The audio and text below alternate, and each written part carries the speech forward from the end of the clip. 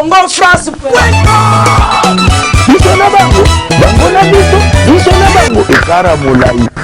France.com, site ya solo masolo ya danger, masolo ya kitoko. CongoFrance.com. Mesdames, Mesdemoiselles et Messieurs, bonjour ou bonsoir selon l'heure à laquelle Bolandela Bisso. Vraiment, le lot, tout ça état de lieu à Kinshasa. Il faut savoir Congo Zambo Nabiso, Kinshasa est capitale, il y a Mboka Nabiso. Le lot, état de lieu à Kinshasa, Kinshasa Tokomi Wapi. Vraiment, la capitale, Koleka.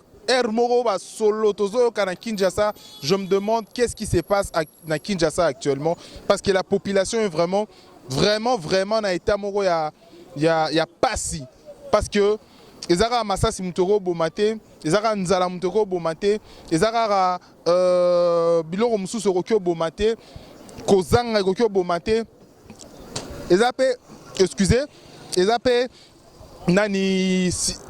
nani moro disposition moro hygiénique de rokyo bomapé ba solopé parce que vraiment comme il la mode normale solo et obima de partout na Kinshasa. Poursuite de nos à côté to solo un peu là ba topé bazara pembeni awa maman to moni bonjour maman. Bonjour papa nanga. Maman yo na fulu ndenge zawa pembeni na solo tozali koyoka yo mutote kaka comment o lexara d'abord vente na yo et puis biloko na ozoteka. Mais tozoteka na pasi. Tozoteka na pasi.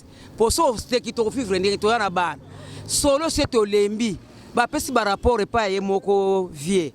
Vie à autres qui peine été ce que tu as ndengini tela fulu ndenge comme typhoïde paille ngungi zo soit yo ndile ba ko tuba yo tonga na nzoto papa na butu to so la latin modèle solo aboy to ko suka wapi na mboka na biso to so la boy na kati ndako solo ko tina kati ndako modèle ko tina ndako solo yo eso to lebiso to suka wapi papa pako na mboka nano ba tala na likambo bo tamana ba poubelle nyonso awo etondi typhoïde, ba malade.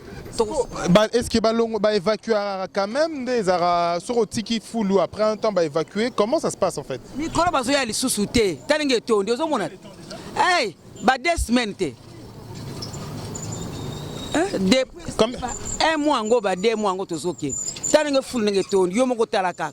Solo tozo la te papa. Ngungi le biko ngayo. Typhoïde paille. Bango ba supporter biso ba pesa so mbongo hôpital. Oza commune à Kassavubo, commune à Kassavubo pamba commune à luxe vraiment. Commune c'est Kassavubo bébé bat. Yaka dendal. Et mi Kassavubo. Siko ko bega ngoni. To ko bega ngoni na minute ko bega ni. Commune c'est ko beba salité.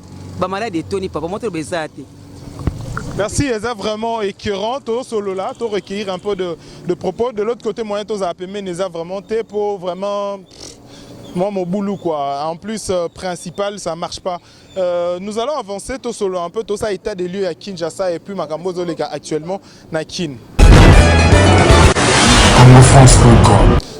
Bah, Tomeki Osala un peu rendu à capitale, différents sites et puis l'équipe plus de 4 sites total au moins Makamundi Rezali Kolekana Kinshasa Awa.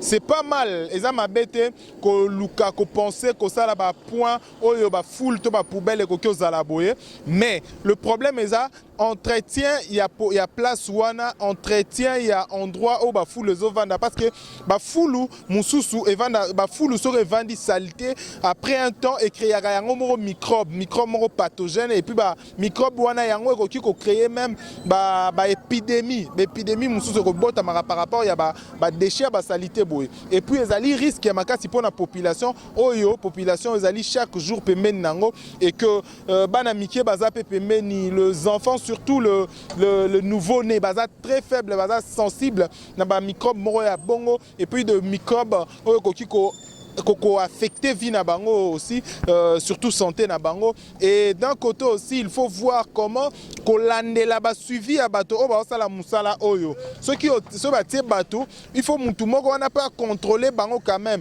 ezate une semaine ezate un mois ezate 6 mois de population et lobby parce que ezali mawa mingi komona que population souffrir boye et d'ailleurs na ba pays mususu ya poto ba salité boye ba boire ngote ba ça recyclage ya ba déchets boye ba zu ba déchets ba recycler ngo ba zu ozali important ba boire qui ozali ba extraire ozali mabe mais pourquoi est-ce que population la biso congolaise ezo vivre na ba moment boye parce que solo ya boye vraiment ezali invivable eza bien té. Alors to continue to sala qui focus moko sur état des lieux, il y a ba foule ou ba poubelle la population et puis solo ezali awa. Ça n'est fini pour cette édition. Merci de l'avoir suivi mesdames et messieurs, tokutani prochainement pour une prochaine édition. D'ici là, portez-vous bien.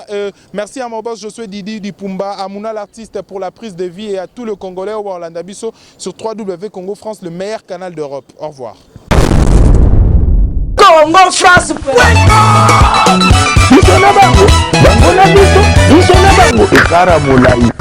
France.com, site ya Solo Masolo à danger, Masolo à Kitoko. CongoFrance.com